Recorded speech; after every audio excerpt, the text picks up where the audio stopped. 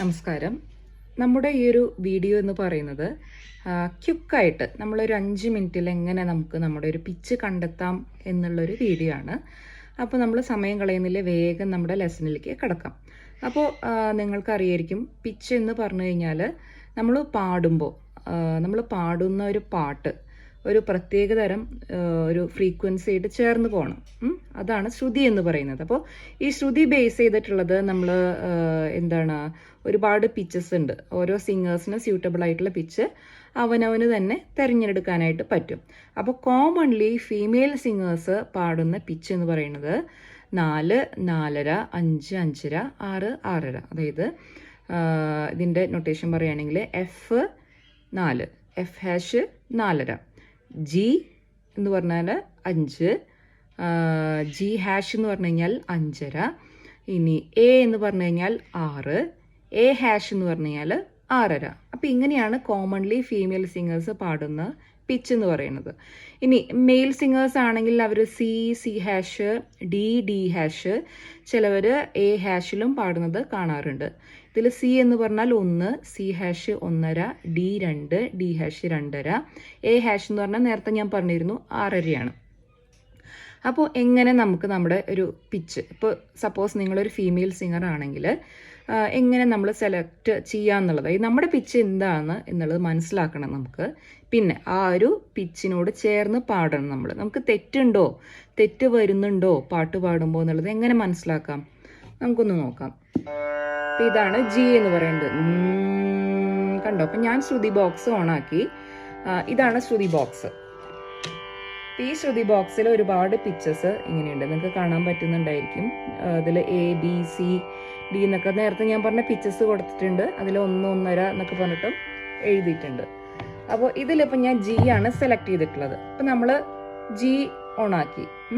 അപ്പം അതിനുശേഷം പാടി നോക്കുക. ചുമ്മാ ഒരു പാടുക.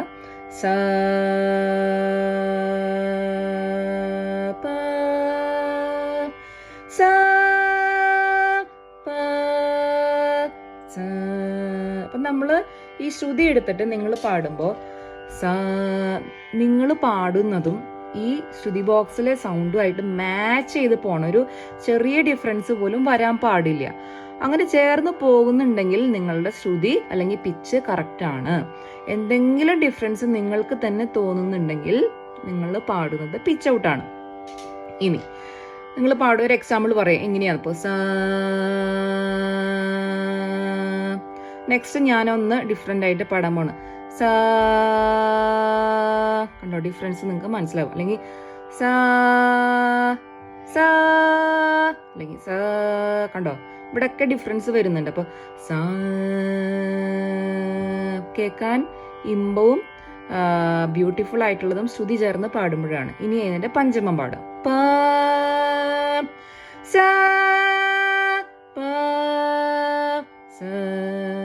ഇതാണ് 5 എന്ന് പറയുന്നത്. ഇനി എങ്ങനെയാണ് നിങ്ങൾക്ക് സ്യൂട്ടബിൾ ആണോ ഒരു പിച്ച് എന്നുള്ളത് മനസ്സിലാവുക?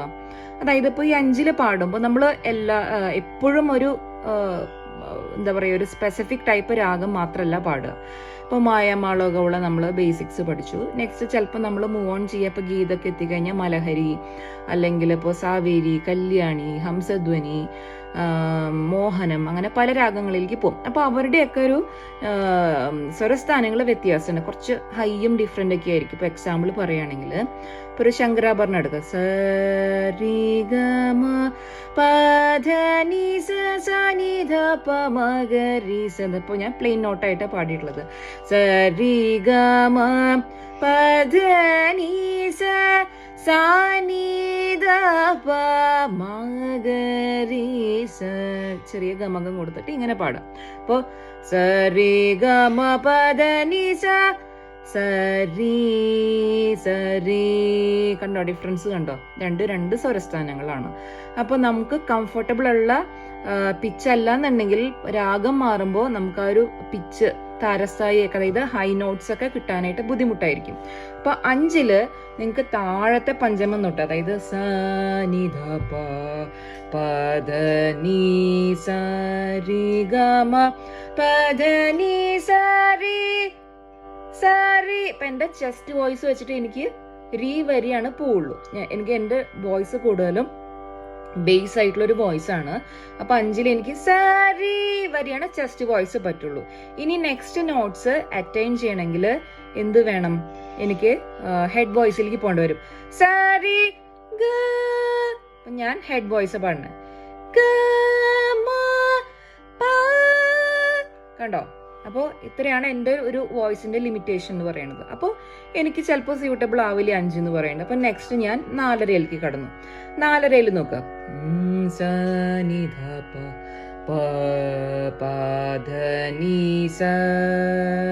മന്ത്രസ്ഥായി കഴിഞ്ഞു. സരി ഗ മ പ ധ നീ സ. അപ്പൊ നമ്മളൊരു മധ്യസ്ഥായി പോലെ പാടി നെക്സ്റ്റ് നമ്മൾ ഹൈയിലേക്ക് പോവാണ്. സരി ഗ.